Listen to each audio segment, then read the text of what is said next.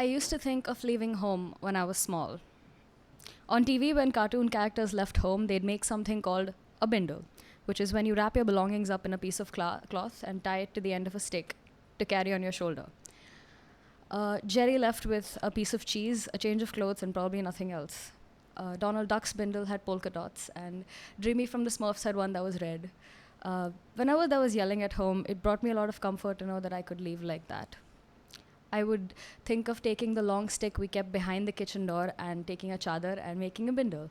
And I would think of what I'd put in it, my father's checkbook. It was infinite money.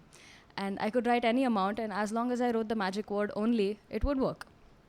A cut square from my blanket so I could smell it at night, my textbook so I could still go to school, some underwear, a vest that I had that velcroed up the back like a Barbie's, and the matching shorts. But then I would also want to take my roller skates for when I eventually got tired of walking.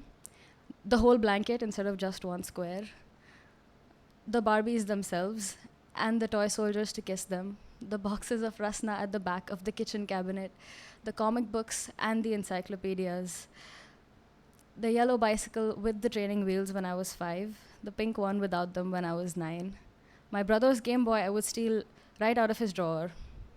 Or I would want to take his hands and how they would clench and unclench. I would want to take my mother's eyes and how tired they were. My father's soft heart, too old and too damaged to last the decade. The history of hurt in our wallpaper. The comb that forced through my tangled hair.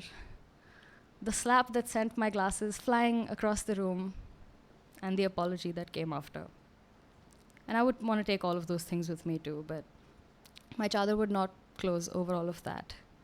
And my shoulder was really small and really bony. And on TV, the cartoons would be home the next episode anyway, and no one would watch if they were anywhere but there. And they wouldn't have made it on their own. So for the 100th time, I would close my eyes and stay. Thank you.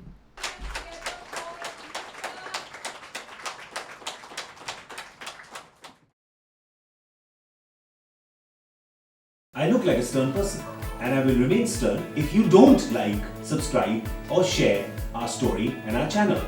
But if you do these things, I can be very friendly and give you a creepy friendly smile.